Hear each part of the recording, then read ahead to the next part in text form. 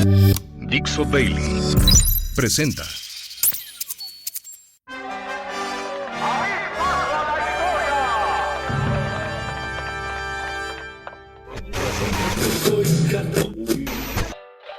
Damas y caballeros, aquí se platican historias, Anécdotas y efemérides. Porque jamás la historia se atrevió a tanto. Con Alejandro Rosas. Esto es Porque jamás la historia se atrevió a tanto. Y estamos a mediados del mes de julio y yo, Alejandro Rosas, vengo a dedicarle esta entrega por completo a nuestra famosa sección Bailar con la más fea. Y ustedes dirán, ¿por qué? Bueno, porque exactamente la semana que va del 17 al 23 de julio, que es más o menos el periodo que siempre comprendemos de una semana a otra, pues mataron o se murieron grandes caudillos, personajes políticos de nuestra historia de México. Así que pues es un especial de bailar con la más fea, así entre magnicidios o grandes protagonistas de la historia. Vámonos al 17 de julio de 1928. Ese es nuestro primer muertito. Y es Álvaro Obregón. Ese día fue asesinado. El lugar era el restaurante La Bombilla, para los que viven en la Ciudad de México, aquí cerca de San Ángel, para los que somos sureños. Hoy, donde estaba La Bombilla, se llama el parque, de hecho, del mismo nombre, La Bombilla. Y el lugar donde fue asesinado Obregón era un restaurante y ahora está ahí su monumento. Ya lo habíamos comentado en otros episodios. Pero lo interesante es que ese 17 de julio eran las 2:20 de la tarde aproximadamente. Se escuchaba la orquesta que interpretaba El Limoncito, una de las famosas canciones que más le gustaban a Álvaro Obregón. Y en ese momento, 2:20 de la tarde, es cuando José de León Toral, el caricaturista, se le acerca, le enseña su retrato que le había hecho y en el momento en que el general lo está viendo, le dispara a quemarropa y le da 6 tiros. Le vació toda la pistola. Ojo, aquí el primer mito, ¿por qué es eso una mentira? Es que se dice que luego se encontraron diferentes calibres en el cuerpo de Obregón. Esto es totalmente falso.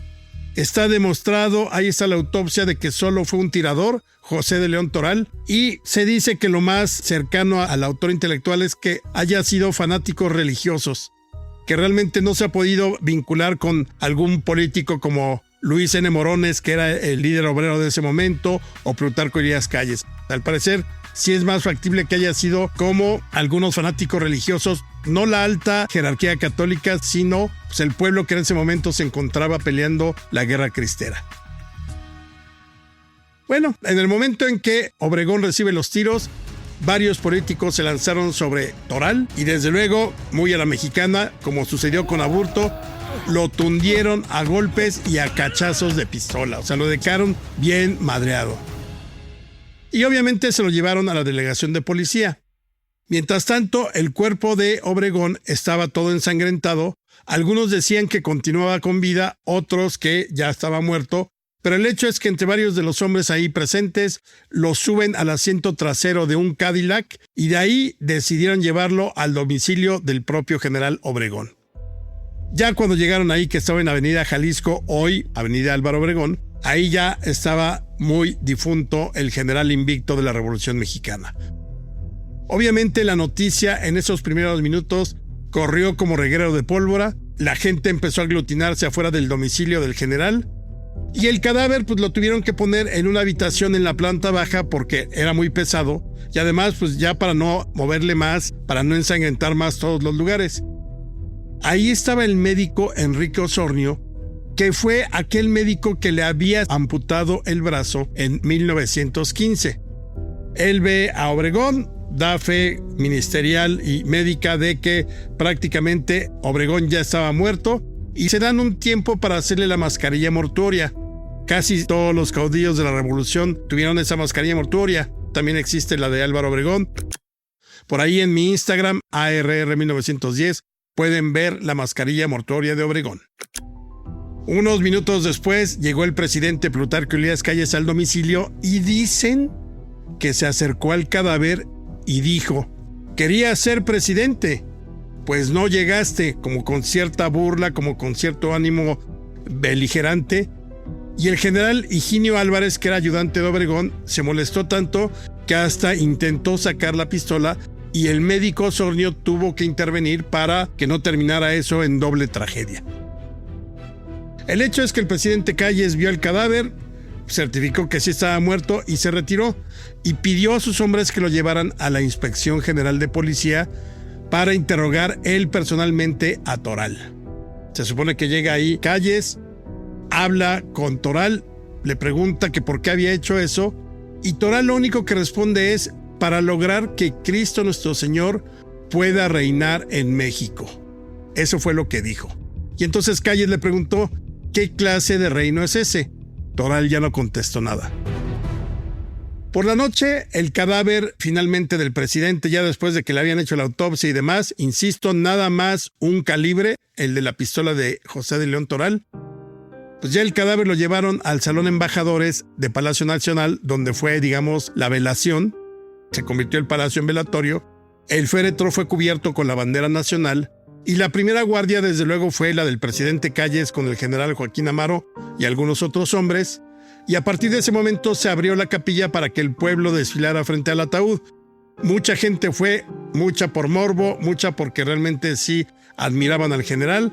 No fue multitudinario como en otras ocasiones, pero la gente que se reunió era verdaderamente por curiosa.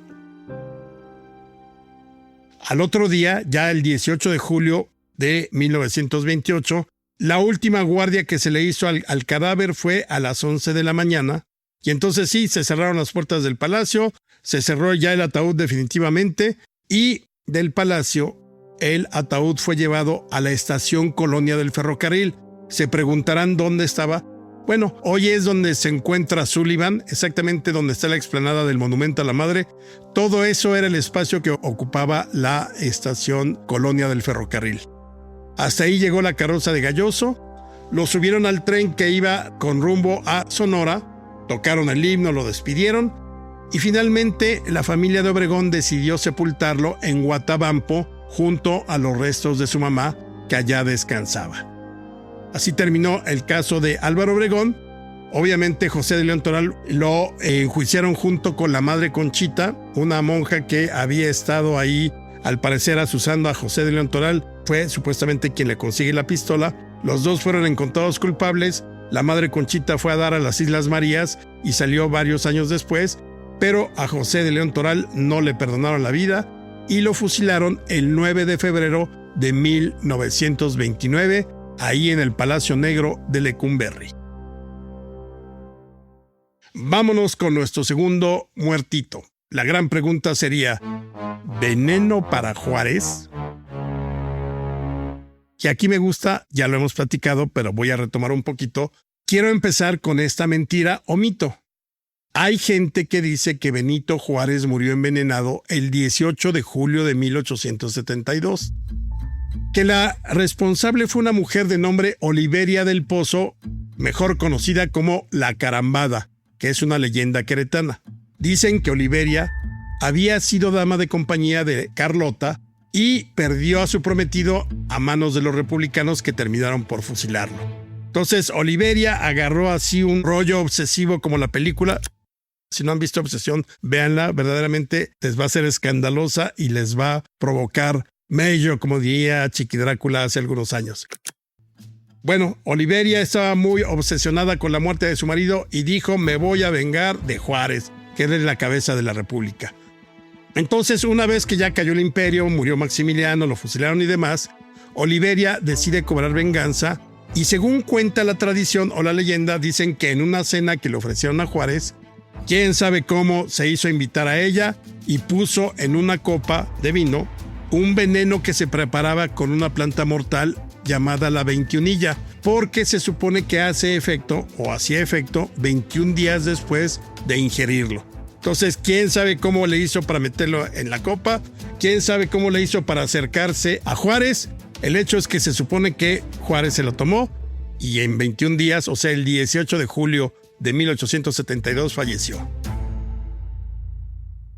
Bueno, todo esto que les acabo de decir es absolutamente falso. Es una mentira, no se crean eso. Son historias como para novelar, pero no sucedieron. No hay ningún elemento con lo cual comprobar. Y en cambio, hay todos los elementos documentales para afirmar que Juárez murió de causas naturales. De acuerdo con el acta de defunción de don Benito, falleció de neurosis del gran simpático. ¿Qué es el gran simpático?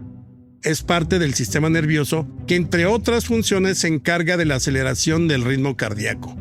Además de que padecía de angina de pecho. Todo eso tenía Juárez.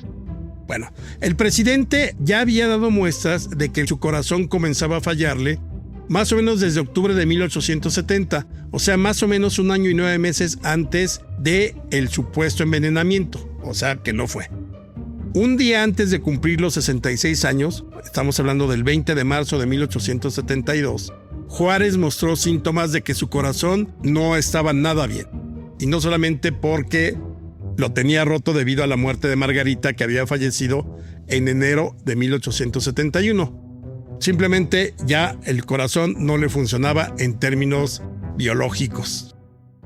Su médico, el doctor Ignacio Alvarado, le diagnosticó a Juárez angina de pecho.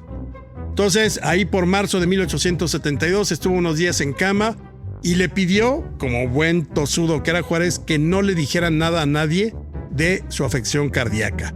Sobre todo porque si no, entonces iban a empezar las luchas políticas y demás.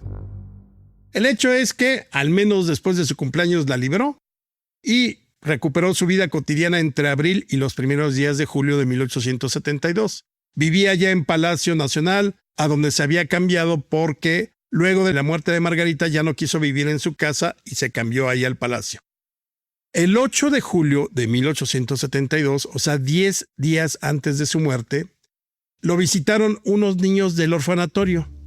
Lo recibió muy bien, le regaló a cada uno una moneda, pero ya cuando se iban a ir, de pronto Juárez sintió que se sofocaba y un dolor agudo en el pecho. Entonces se sentó, ya se fueron los niños, llevaron al médico, dijo, no, pues tengo algunos dolores, pero el médico ya sabía que Juárez no andaba nada bien. Y evidentemente en los días siguientes empeoró. Ahora, empeoró, pero no le bajó ni al carbohidrato, ni a las grasas, ni al vinito. Imagínense, 2 días antes de morir, o sea, el 16 de julio, el menú que se refinó fue sopa, tallarines, huevos fritos, arroz, bistec, frijoles, una salsita de chile piquín, ¿por qué no?, fruta y café. Además se refinó media copa de vino, pulque y jerez, y ya en la noche, pues nomás para el desempance, una copa de rompope. Así se las gastó 2 días antes de morir. Obvio, del 17 al 18 de julio, Juárez se puso muy grave. Sufrió una serie de ataques que los médicos llamaron en ese momento calambres del corazón, cada vez más dolorosos. Y para combatirlos el problema fue que le tenían que vertir agua ardiendo así muy muy caliente sobre el pecho para que el músculo cardíaco se reactivara. Como no existían las paletas estas para el masaje cardíaco y para reanimar, pues obviamente era con agua caliente, entonces doble sufrimiento. Al caer la noche del 18 de julio ya los dolores eran tan grandes que le aplicaron morfina. Y después de todavía tratar de intentar revivirlo, reanimarlo, no pudo más Juárez. A los 66 años falleció. Eran las 23 horas, o sea, las 11 de la noche del 18 de julio de 1872. La última escena descrita por el reportero del periódico El Federalista es muy conmovedora y se las leo. Dice así el Federalista: le contemplamos con una emoción que no trataremos de describir, en su recámara encima de su cama de bronce, vestido de negro, pálido, pero con la fisonomía tranquila, sin contracción alguna y pareciendo más bien dormir, con el plácido y pasajero sueño de la vida que con el eterno y profundo sueño de la muerte. Así fue como encontraron a Juárez ya los periodistas que fueron ahí, los reporteros. Y obviamente hubo unas exequias honoríficas, presidenciales. También se puso el cadáver en el Salón de Embajadores. Ahí fue la gente a visitarlo. Aquí sí se volcó prácticamente toda la Ciudad de México. Dicen que fue necesario apuntalar el Salón de Embajadores porque era demasiada la gente. Esto hoy sabemos que es un mito, pero al menos por entonces corrió el rumor de que así había sido. Mucha gente pasó para despedirlo y de ahí fue llevado ya en su féretro al Panteón de San Fernando para ser sepultado junto con varios de sus hijos que ya habían fallecido, que tenían ahí su lápida, y junto a Margarita. El monumento mortuorio que ustedes han visto ahí en el Panteón de San Fernando, ese lo mandó a hacer tiempo después Porfirio Díaz. Pero ahí se encuentra Benito Juárez y hay que decirlo, el último entierro, digamos, regular registrado en San Fernando fue el de Benito Juárez en ese julio de 1872.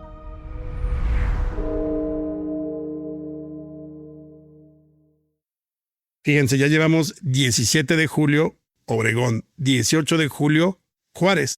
Ahora nos vamos al 19 de julio, en lo que podríamos llamar parricidio patrio. ¿Por qué parricidio patrio? Porque a nuestra clase política se le ocurrió en la década de 1820 y 1830 que era muy buena idea fusilar a los dos hombres que habían logrado consumar la independencia, es decir, a Iturbide y a Vicente Guerrero. A Iturbide le tocó en 1824 y a Vicente Guerrero en 1831. Pero en ambos casos la clase política fue la que dijo, ¿saben qué? Se van a morir estos personajes, sin haber considerado lo que habían hecho por la libertad y por la consumación de la independencia, y los fusilaron. Yo creo que ahí es donde empezó nuestra mala suerte como país en todos los rubros de la vida nacional. Pero bueno, como el 19 de julio es el fusilamiento de Iturbide, vamos a entrarle con este Bailar con la Más Fea especial a la muerte de Agustín de Iturbide. Era 1824, más o menos por mayo, junio, y a Agustín de Iturbide le pareció, vayan ustedes a saber por qué, que era muy buena idea volver a México luego de 2 años que ya llevaba en el exilio en Italia. Es más, un poquito menos de 2 años, porque él abdica por marzo de 1823 a la corona y parte al exilio. Entonces prácticamente era 1 año y un par de meses. Pero el hecho es que había estado en Italia, allá muy quitado de la pena, pero seguramente extrañaba los chiles en nogada que le habían inventado las monjas poblanas, o también le tentaba, digamos, la ambición de regresar al poder y decide venirse a México. Pero además le pareció muy buena idea regresar también con su esposa, que además estaba embarazada por 10ª ocasión. Imagínense, en 19 años era su 10º embarazo. Y junto a ella también se trajo a sus 2 hijos menores. Obviamente, Iturbide desestimó que los republicanos lo odiaban. Verdaderamente había desatado un odio tremendo en su contra. Yo no sé si Iturbide lo sabía o no, si sus ayudantes o sus correligionarios, que todavía tenía muchos en México, no se lo hicieron saber, pero él se hizo que la Virgen le hablaba y finalmente dijo: voy a México a ver qué necesita el país y en qué le puedo ayudar. Obviamente no sabía, ¿O se hizo otra vez, güey? no sabía o sí sabía que le habían puesto precio a su cabeza. Es decir, si él ponía un pie en territorio mexicano, en donde lo agarraran lo debían fusilar. Yo creo que su soberbia fue más grande que su juicio, y desde luego él esperaba que el pueblo, prácticamente en el momento en que desembarcara, ya fuera en Veracruz o en Tamaulipas, le aplaudiera, se sumara, lo recibiera como en los viejos tiempos del consumador de la independencia, y finalmente se presentó en costas mexicanas. Llegó a bordo de la fragata Spring y desembarcó en Soto la Marina. Ahí, digamos, atracó el barco el 14 de julio de 1824. Como les digo, venía la familia Iturbide con él, la esposa, los hijos, todo el mundo estaba tranquilo hasta ese momento. Ahí, en México, nadie sabía que había llegado, obviamente por las comunicaciones ni telégrafo había, entonces todo era muy dilatado para conocer una noticia u otra. Al día siguiente, el 15 de julio, Iturbide decidió ya poner pies en la tierra y se despidió de Ana, su esposa, y de sus 2 hijos. Curiosamente, ni Agustín de Iturbide, ni Ana Huarte, ni sus hijos, ni sus ayudantes sabían que esa sería la última vez que lo verían con vida. Obviamente Iturbide agarró su espada, no iba de uniforme, iba de paisano, una pistola, montó el caballo y nomás habían dado un par de días después, fue capturado. Las crónicas dicen que, imagínense, que lo reconocieron por su forma de montar y que eso fue suficiente para saber que era Iturbide, porque realmente nadie sabía que estaba en México. Vayan ustedes a saber si era cierto o no, o si realmente montaba con tal garbo y con tal maestría que no había otro igual en esos momentos. Pero las crónicas de la época dicen que, gracias a que se dieron cuenta de cómo montaba ese jinete, dijeron: he aquí Agustín de Iturbide. Obviamente lo apresaron y de inmediato se giró la orden de que fuera fusilado. Antes de ser pasado por las armas, el 19 de julio de 1824, Iturbide le escribió a su esposa: dentro de pocos momentos habré dejado de existir. Busca una tierra no proscrita donde puedas educar a nuestros hijos en la religión que profesaron nuestros padres, que es la verdadera. Recibe mi reloj y mi rosario, única herencia que constituye este sangriento recuerdo de tu infortunado Agustín. Imagínense, ya no tuvo tiempo de regresar, simplemente se lo llevaron ahí a Padilla, en Tamaulipas, a donde sería pasado por las armas ese 19 de julio de 1824.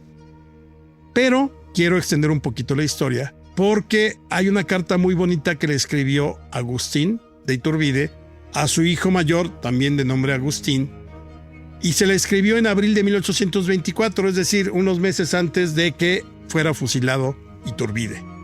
Y además se nota que andaba como muy sensible y se le escribió desde lo más profundo del corazón. Y esto es lo que le decía Agustín a su hijo primogénito Agustín: a tiempo mismo que mi espíritu es más débil, conozco que la providencia divina se complace en probarme con fuerza. Sí, hijo mío, quisiera entregarme a meditaciones y a cierto reposo cuando los deberes me impelen y el amor me obliga a hablar, porque nunca necesitas más de mis consejos y advertencias que cuando no podrás oírme. Hasta parecía que Iturbide pensaba en que se iba a encontrar o iba a bailar con la más fea, porque de otro modo pues no hubiera sido tan sensible. Y a continuación le escribió largamente sobre la vida, sobre la manera en que debía madurar, afrontar el porvenir, construirse como persona, cultivar las virtudes y cómo ser un buen hombre. Prácticamente esa carta fue una serie de consejos para la vida, y yo insisto, yo creo que él presentía que nunca más volvería a ver a su hijo primogénito ni a sus otros hijos. Continúa Iturbide: te hallas en la edad más peligrosa porque es la de las pasiones más vivas, la de la irreflexión y de la mayor presunción. En ella se cree que todo se puede. Ármate con la constante lectura de buenos libros y con la mayor desconfianza de tus propias fuerzas y de tu juicio. No pierdas jamás de vista cuál es el fin del hombre estando firme en él, recordándolo frecuentemente. Tu marcha será recta. Nada te importe la crítica de los impíos y libertinos.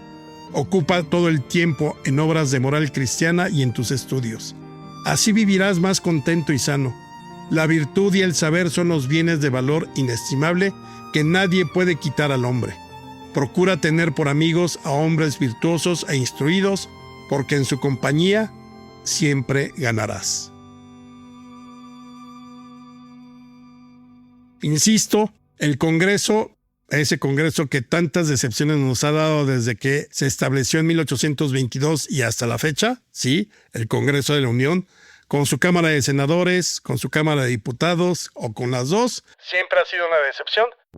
pues ese Congreso en sus primeros años cometió parricidio patrio con Iturbide y por eso somos un país maldito. Y si no, pues vean la historia. ¿Qué otro país fusiló o asesinó a sus libertadores? Los Founding Fathers, como se les llama, a Washington, Franklin, Jefferson y todos ellos que lograron la independencia de Estados Unidos, pues todos murieron en su rica camita y de ahí no pasaron. Pero bueno, quién sabe cuándo acabe esta maldición. Y nos vamos a nuestra última historia, 1923, 20 de julio. Y la historia podríamos llamarla Quien a hierro mata, a hierro muere. Y es la historia del asesinato de Pancho Villa. Había muchos motivos para asesinar a Pancho Villa en 1923. Los motivos políticos, por ejemplo, estaban a la orden del día. Obregón y Calles, el presidente de la República y el futuro sucesor, sabían que mientras el Centauro estuviera vivo, pues era un peligro potencial. Todo el mundo sabía que su carisma y popularidad no habían disminuido y parecían ser suficientes para levantar en poco tiempo a varios miles de hombres en contra del gobierno establecido. Entonces los sonorenses sabían que Villa era una piedra en el zapato y aún así dijeron, bueno, vamos a dejarlo en paz, sobre todo los meses que siguieron a su rendición. Acuérdense que Villa se rinde en 1920, pero ya estamos hablando más o menos de 1922. Eso sí, Obregón y Calles estaban muy bien informados de lo que hacía Pancho Villa en su hacienda de Canutillo, allá entre Durango y Chihuahua. Desde luego, Villa no quería el poder. O sea, había tenido chance de tenerlo, sí, pero siempre lo rechazó, siempre pensó que había otras personas mejores. Por ejemplo, Felipe Ángeles o los Madero. Los Maderos, no Francisco, que ya había sido asesinado, pero por ejemplo Raúl Madero y algunos otros. Él se creía totalmente impedido para gobernar, pero tenía la fuerza para apoyar a alguien que quisiera ser presidente. Después de su rendición en 1920, varios políticos locales intentaron persuadirlo de lanzar su candidatura para ser gobernador de Durango, pero Villa dijo, no, estoy muy contento aquí en mi hacienda. Él nunca había bebido alcohol y ya en su hacienda se echaba sus anicitos, dulces, así como para después de una comida. Así que no se la pasaba mal. Había llevado a varias de sus mujeres a vivir con él. Así que pues, era como una comunidad de las de Utah donde se permite la poligamia. Nadie decía que no al general Pancho Villa. Pero Villa, alentado por su orgullo y vanidad, lo único que buscaba era medir fuerzas otra vez con los sonorenses. Como siempre, pleito de machos, ¿no? Quería mostrar que seguía siendo un caudillo con un peso específico en los acontecimientos nacionales. Y a pesar de su retiro, la prensa nacional e internacional seguía sus pasos con interés. El 10 de julio de 1922, en El Universal, el Centauro apareció como uno de los hombres que contaba con el beneplácito del pueblo mexicano para ocupar la presidencia. Es decir, eran como las encuestas de lleva 37 puntos de ventaja Villa, pero pues Villa decía, no, yo no voy a ser presidente. Villa, sin embargo, no perdía oportunidad para hacerse notar y cada vez que declaraba a la prensa, sus palabras llegaban hasta la Ciudad de México y las hacía retumbar. Porque siempre era retador, echador, quería así como demostrar quién era él. Y desde luego, Villa con sus declaraciones tentaba a la suerte e invocaba a la muerte. Y en ese 1922 cruzó el punto sin retorno. Frente a un reportero de El Universal, Villa declaró que al terminar el cuatrienio de Obregón en 1924, volvería a la vida pública y se pronunció abiertamente por Adolfo de la Huerta como posible candidato para suceder a Obregón. Y esto prendió las alarmas en México porque el candidato que iba a imponer Obregón no era Adolfo de la Huerta, era Plutarco Elías Calles, y eso ya estaba decidido. Obviamente los sonorenses leyeron las declaraciones de Villa de la única forma en que podían hacerlo, vaticinando una futura rebelión donde Villa se convertiría en el brazo armado de Adolfo de la Huerta. Y de hecho Adolfo de la Huerta se va a levantar en armas en diciembre de 1923, pero ya para ese momento Villa ya había sido asesinado. Obviamente había elementos políticos como para pensar en su muerte, pero yo creo que había más motivos entre la población civil anónima que le tenía mucho rencor, recelo e incluso odio a Pancho Villa. Desde los años de la Revolución, Villa logró hacerse amar por unos y odiar por otros. Obviamente la división del norte ganó muchas batallas, contra Huerta y la toma de Zacatecas y Torreón y San Pedro de las Colonias, todo eso muy bien. Pero hubo muchas familias avecindadas en Chihuahua, Durango y Coahuila que tenían cuentas pendientes con Villa. En algunos casos había arrasado con todos los varones de una población, en otros permitió que sus hombres saquearan, violaran y mataran, destruyó y quemó propiedades, robó, o sea, permitió, sobre todo en la etapa ya derrotado entre 1915 y 1920, se sirvió con la cuchara grande y su historia estaba totalmente manchada de sangre. Entonces, además, Villa disponía de la vida de los demás con una facilidad aterradora. Fusiló, ordenó asesinatos, así que finalmente había más gente que quería verlo muerto que los propios Obregón y Calles. Villa estaba consciente de los excesos cometidos a lo largo de su vida y desde antes de su rendición siempre vivió muy temeroso de caer asesinado. Le obsesionaba la muerte y en Canutillo pues prácticamente encontró su refugio, no salía mucho de la hacienda. Cuando los negocios lo obligaban, pues se hacía acompañar de su escolta de los Dorados, que eran 50 hombres perfectamente armados. Si llegaba a un restaurante o a un café, él se sentaba pegado a la pared para ver quién se acercaba. O sea, ahí está la conciencia. Así que finalmente tenía que venir la emboscada. Se juntaron varias personas que tenían cuentas pendientes, como les digo, entre ellos, por ejemplo, Jesús Salas Barraza, Melitón Lozoya, los hermanos Juan López Sáenz Pardo, José Sáenz Pardo, Librado Martínez, Román y José Guerra. O sea, se juntó un grupo de hombres que decidieron asesinar a Pancho Villa. Y entonces sabían que muchas veces iba al pueblo de Hidalgo del Parral, que estaba muy cerca de Canutillo. Ahí rentaron un cuarto en la esquina del Jardín Hidalgo, que era por donde forzosamente tenía que pasar Villa. Y el 20 de julio de 1923, apostados en 2 cuartos que daban perfectamente desde donde podría venir el coche de Villa, ya sabiendas que Villa había estado ahí en Hidalgo del Parral y que se regresaba a Canutillo, pues tuvieron los informantes necesarios para saber a qué hora pasaría. Y ese 20 de julio de 1923, cerca de las 8 de la mañana, los asesinos, al ver el coche que venía manejando Pancho Villa, dispararon contra él y contra toda la escolta. No quedó nadie vivo. Ese 20 de julio de 1923, Villa cayó a bordo de su automóvil Dodge Brothers, como era la marca, y finalmente lo llevaron a velar junto con sus hombres a el Hotel Hidalgo, que también era de su propiedad. Y curiosamente, los asesinos lograron escapar ese día. Curiosamente también, Todos los regimientos cercanos, los batallones, la guarnición desapareció. O sea, tenían franca la huida. Se dice que la orden había llegado desde la Ciudad de México, no está comprobado. Pero 2 fueron capturados, se supone que los sentenciaron a muchos años de prisión, pero curiosamente, como sucede en México, al año siguiente salieron libres.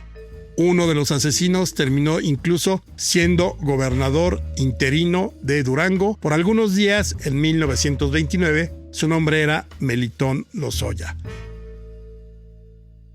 Villa merecía morir así, pues había vivido así, y quien a hierro mata, a hierro muere.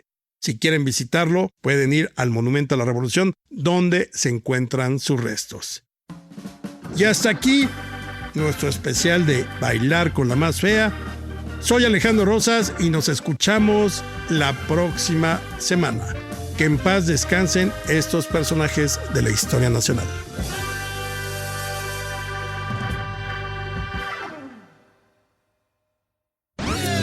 Una producción de Dixo.